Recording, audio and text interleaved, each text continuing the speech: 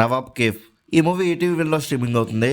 First ఈ movie టైటిల్ని చాయ్ వాలా అని పెడదాం అనుకున్నారు, కానీ సెన్సార్ బోర్డ్ ఇష్యూ వలన మూవీ టైటిల్ని మార్చాల్సి వచ్చింది. ఇంకా ఆ మూవీ అయితే యావరేజ్గా అనిపించింది. ఎందుకనేది డీటెయిల్గా ఈ వీడియోలో మాట్లాడుకుందాం. సో లాస్ట్ వరకు స్కిప్ చేయకుండా చూడండి. ఇంకా ఆ మూవీలో స్టోరీ గురించి మాట్లాడుకుంటే, మన హీరో ఇంజనీరింగ్ని ఎంతో కష్టపడి 6 yearsలో కంప్లీట్ చేసి యూఎస్కి వెళ్ళి ఎక్కువ మనీ సంపాదించాలని అనుకుంటూ ఉంటాడు. కానీ కొన్ని రీజన్స్ వల్ల తరతరాల నుంచి వస్తున్న నవాబ్ కేఫ్ని హీరో చూసుకోవాల్సి వస్తుంది యూఎస్కి వెళ్లకుండా. అసలు ఆ కారణం ఏంటి, నవాబ్ కేఫ్కి హీరో వాళ్ళ నాన్ టైంలో ఉన్న సక్సెస్ అలానే లాస్ట్ వరకు మెయింటైన్ అవుతూ వచ్చిందా లేదా అనేదే మెయిన్ స్టోరీ. ఇంకా మూవీలో ఫస్ట్ హాఫ్ అయితే ఒక్క సీన్ కూడా వర్కౌట్ అవ్వలేదు. కామెడీ కానీ ఎమోషనల్ సీన్స్ కానీ ఒక్కటంటే ఒక్కటి కూడా సరిగ్గా కనెక్ట్ అయ్యేలాగా ఉండవు. చాలా ఆర్టిఫిషియల్గా అనిపిస్తాయి. కామెడీ కూడా ఏదో ట్రై చేశారు కానీ కుళ్ళు జోకులు అనిపిస్తాయి. అండ్ హీరోకి లవ్ స్టోరీ కూడా ఎందుకు పెట్టారో కూడా అర్థం కాలేదు. అసలు అవసరమే లేదు స్టోరీకి. కొన్ని యూజ్ లేకపోయినా లవ్ స్టోరీ ఏదైనా బాగుందని అంటే అది కూడా లేదు. హీరోయిన్ ఎందుకు లవ్ చేసిందో, ఎప్పుడు లవ్ చేసిందో కూడా సరిగ్గా చూపించలేదు.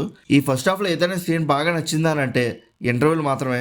అక్కడ ఎమోషన్ అనేది చాలా బాగా వర్కౌట్ అయింది రాజీవ్ కనకల గారిది. అండ్ అక్కడ హీరో యాక్టింగ్ కూడా చాలా న్యాచురల్ గా అనిపించింది మిగతా సీన్స్ తో పోల్చుకుంటే.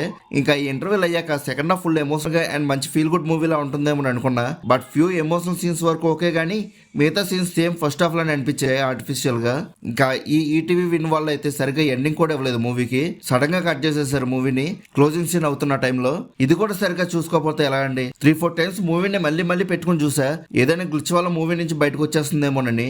కానీ కాదు, వాళ్ళ మూవీని అప్లోడ్ చేయడం అలా చేశారు. అదేంటో మరి. ఇంకా క్యారెక్టర్స్ పెర్ఫార్మెన్సెస్ గురించి మాట్లాడుకుంటే రాజీవ్ కనకల గారిది తప్ప మిగతా వాళ్ళందరిది ఓకే అనే టైప్లో అనిపించింది. సాంగ్స్ అండ్ బీజిఎమ్స్ అయితే ఎవరేజ్ అనిపించాయి అంతే. ఇంకా మూవీలో ఎడిటింగ్ అయితే ఏదో కొన్ని సీన్స్ పక్కన పెట్టి అంటించినట్టు ఉంది తప్ప అసలు ఒక ఫ్లో అనేది లేదు మూవీలో. దీనివల్ల మనం సరిగ్గా కనెక్ట్ అవ్వలేము మూవీకి. ఇంకా ఓవరాల్గా మూవీ ఎలా ఉందని అడిగితే నాకైతే యావరేజ్గా అనిపించింది అంతే. మీరు కూడా ఈ మూవీ చూస్తుంటే మీకు ఎలా అనిపించిందో కింద కామెంట్ సెక్షన్లో చెప్పండి. అలానే movie updates and movie reviews కోసం మన సినిమా ఛానల్ని సబ్స్క్రైబ్ చేసుకుని బెల్ ఐకాన్ కూడా ఆన్ చేసి పెట్టుకోండి. మా వీడియోస్ని మీరు మిస్ అవ్వకుండా చూడగలుగుతూ ఉంటారు. ఇంకా మళ్ళీ మనం నెక్స్ట్ వీడియోలో కలుసుకుందాం. బాయ్.